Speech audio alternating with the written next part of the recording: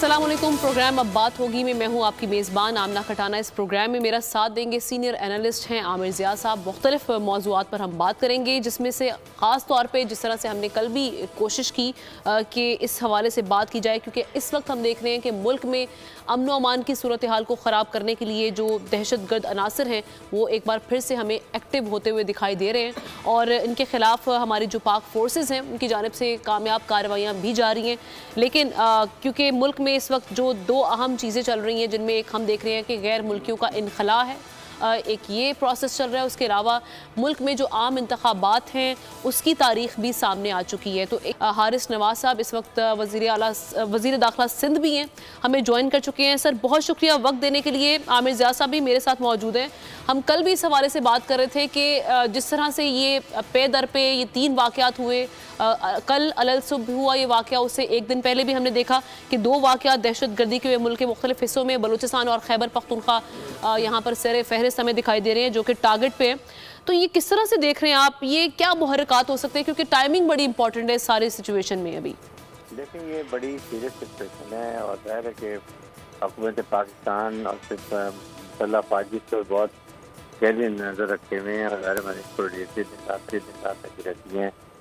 ये जाहिर है कि आपको पता है कि इंडिया का और इंडियन रॉ का और उसके बाद एनडीएस का एक नेक्सस है, जिसमें वो BLA को BLF उनको बलूचिस्तान में सपोर्ट करते हैं, जैसे PTP को उनके जो सेंटर ग्रुप्स हैं उनको सपोर्ट किया जाता है। यही हम अफगानिस्तान से हमेशा कहते हैं अफगान से क्या वो सरजमीन अपने कमिटमेंट की किसी भी टेररिस्ट ऑर्गेनाइजेशन को इस्तेमाल नहीं करने देंगे, लेकिन वो इस्तेमाल हो रही है और आपको इसको रोकना चाहिए। इसी वजह से मजबूर होकर फिर हमने यही किया कि JP जिस तरीके से हालात हो रहे हैं, वेपन हमने साथ खुला लगा जो अमेरिकन छोड़ के गए हैं, जो बलूचिस्तान में कभी धमाके हो रहे हैं, कभी KPK में हो रहे हैं और हर जगह पर फैलते जा रहे हैं। अंगों में हुआ, मस्तूम में हुआ, फिर मियांवाली में हुआ, आपके सामने फिर पश्ती में हुआ है। ये बहुत ही सीरियस है, लेकिन मियांवाली में हम देखा कितनी जल्दी तमाम टेररिस्ट को मार दिया और नुकसान नहीं पहुंचा सके।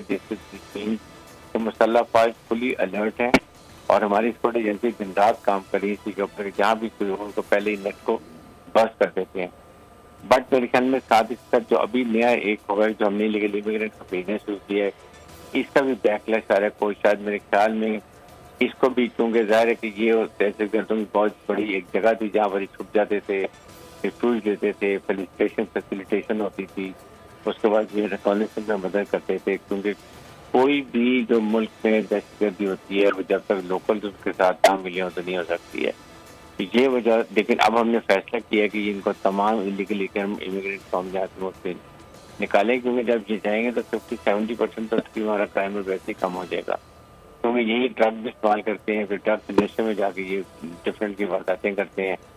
तो इसलिए बहुत ही अच्छा स्टेप है। I'm very happy कि मियांवाली का बड़ा अच्छे तरीके से वो सारे टेररिस्ट मारे गए और तमाम ज़्यादा नुकसान उनसे बचे।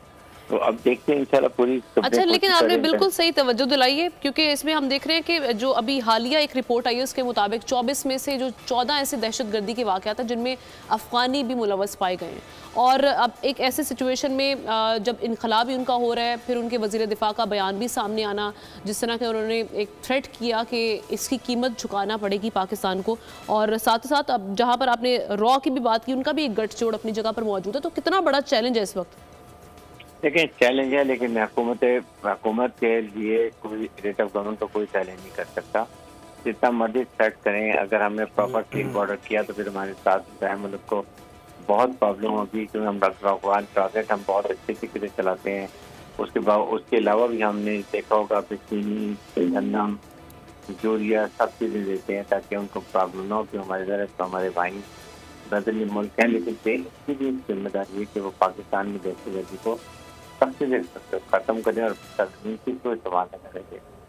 हमने तमाम वजह ले ली है, हम पूरी कोशिश कर रहे हैं, इंशाअल्लाह इसमें कामयाबी होगी। बच्चे जब भी ऐसा होता है चीफ मुझे बड़ा क्लियर करता है, इससे हमारा अज़्म और इजाफा होता है कि हम और डिटरमिन्ड होते हैं कि अपने शहीदों का, अपने मुस्तकीन का शहादत का बदला लिया देने के लिए।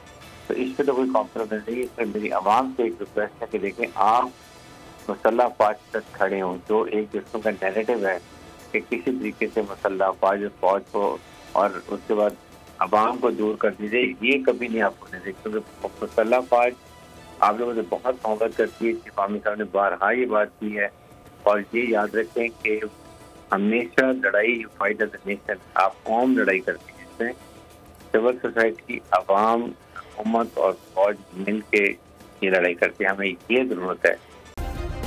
सब्सक्राइब करें और बेल दबाएं ताकि कोई खबर रह न जाए।